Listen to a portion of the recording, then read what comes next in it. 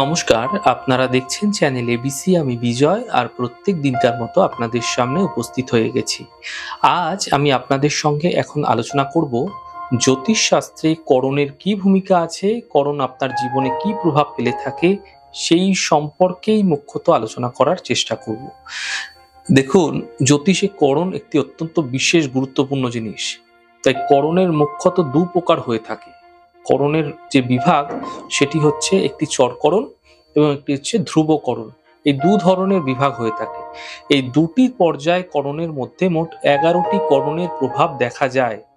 এই চরকরণের মধ্যে 7টি করণ হচ্ছে, যেগুলি হলো বপকরণ, বালবকরণ, কৈলবকরণ, তৈতিলকরণ, গড়করণ, বণিজকরণ এবং বৃষ্টিকরণ। এটি হচ্ছে চরকরণের মধ্যে পড়ে এই 7টি করণ। এই করণগুলিকে চরকরণ বলা হয়ে থাকে।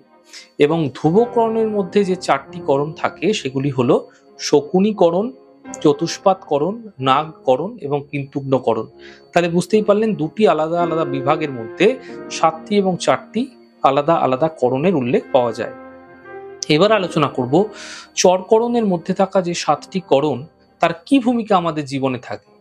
দেখুন, প্রথমেই বলবো চরকরণের একটি করণ হচ্ছে বপকরণ। এই বপকরণে যে সমস্ত জাতকের জন্ম হয়, যে সমস্ত জাতিকার জন্ম হয়, এরা বীর প্রকৃতির হয়ে থাকে। এদের মধ্যে একটা বীরত্ব দেখা যায়।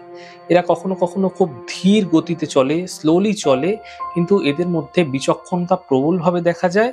এরা বিভিন্ন ক্ষেত্রে পাণ্ডিত্যের ভূমিকা পেয়ে থাকে। অর্থাৎ এরা যদি কোনো সাবজেক্ট নিয়ে পড়াশোনা করছে, সেই বিশেষ সাবজেক্টে কিন্তু এর দক্ষতা ভীষণভাবে থাকে।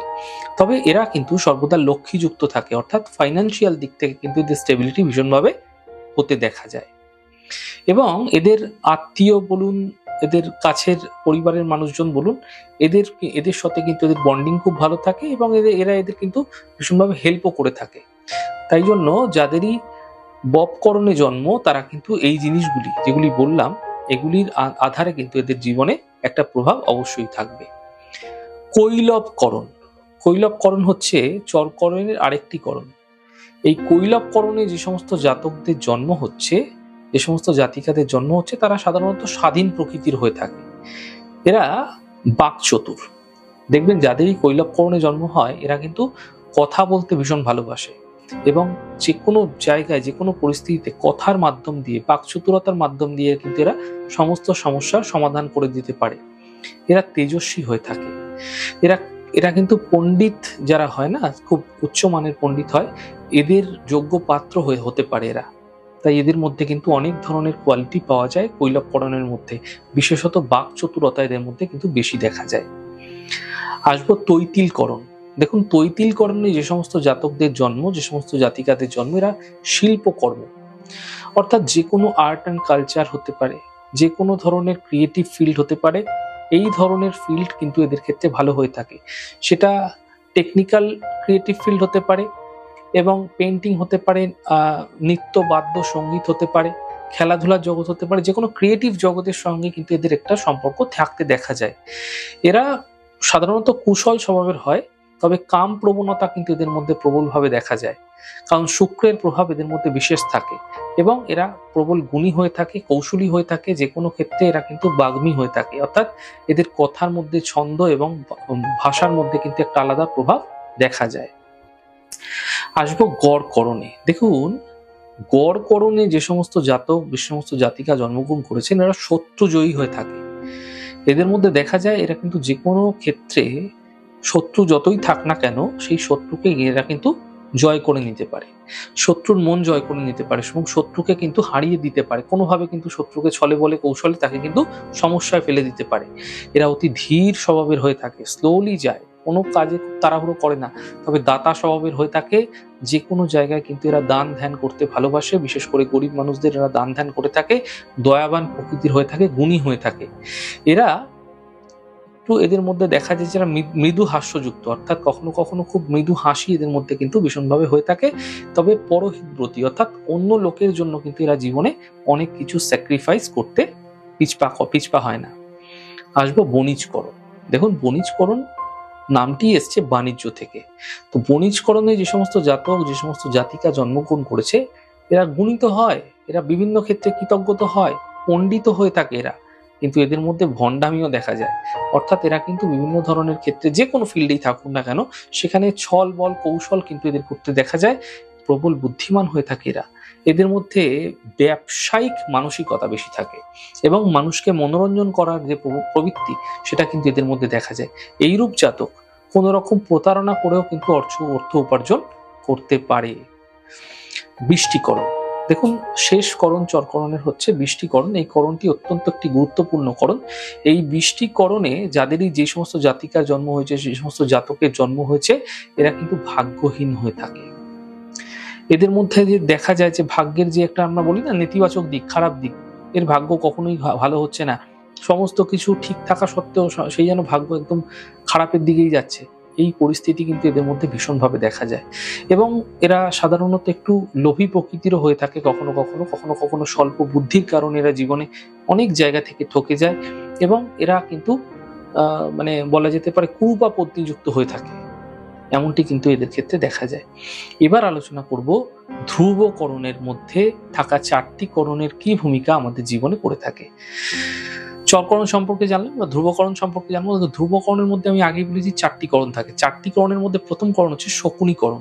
দেখুন, শকুনীকরণে কোনো জাতক বা কোনো জাতিকার যদি জন্ম হচ্ছে, তারা কিন্তু প্রতারক হতে পারে, খল প্রকৃতির হতে পারে, খলধারী হতে পারে, মানে অনিষ্টকারী হতে পারে এবং এদের মধ্যে দেখা যায় যে মানে পরবৃত্ত মানে হরণকারী, অর্থাৎ অন্যের অর্থ, অন্যের পয়সা নিজে ভোগ করতে দেখা যায়।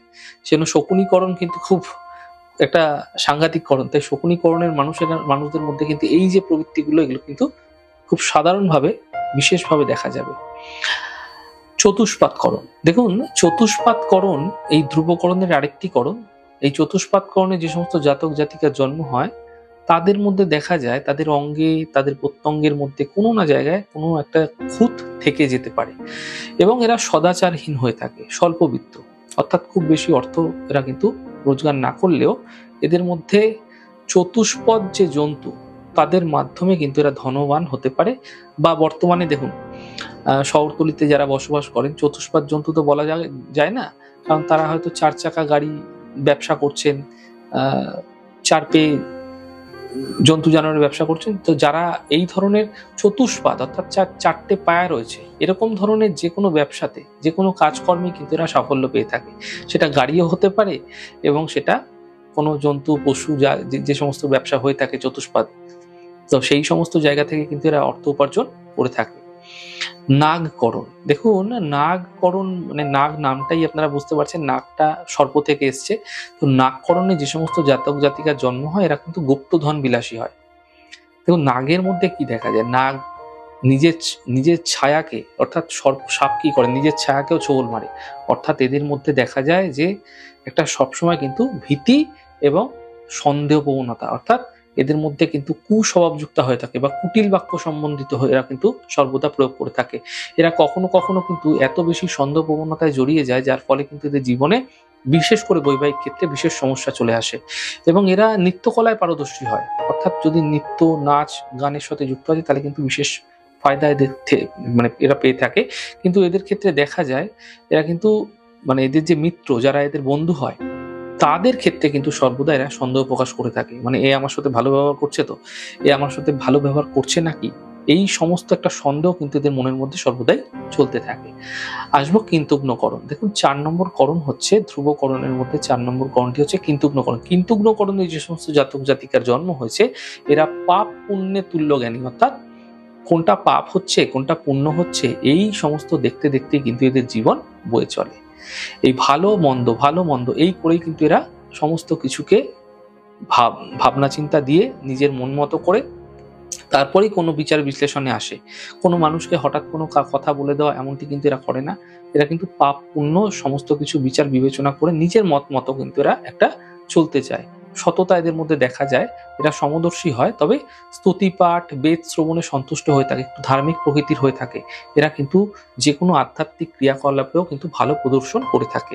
ছোটবেলা থেকে যদি এরা আধ্যাত্মিক ক্রিয়াকলাপের সঙ্গে যুক্ত হচ্ছে, তাহলে কিন্তু জীবনে উচ্চ থেকে উচ্চ মার্গে এরা কিন্তু সাধক প্রবৃত্তিরও কিন্তু হতে পারে।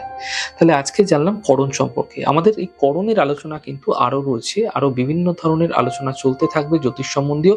এই ছোট, ছোট আলোচনাগুলি আপনাদের অবশ্যই জানা দরকার। আপনাদের কোন রাশি যেরকম আপনারা জানেন, কোন লগ্ন যেরকম জানেন, ঠিক সেরকম কোন করণে আপনাদের জন্ম হয়েছে এবং আরো অনেক কিছু রয়েছে, সেগুলো আমি আপনাদের সামনে ধীরে, ধীরে নিয়ে আসবো। সেই বিষয়গুলি আপনাদের জানলে অবশ্যই আপনাদের ভালো লাগবে।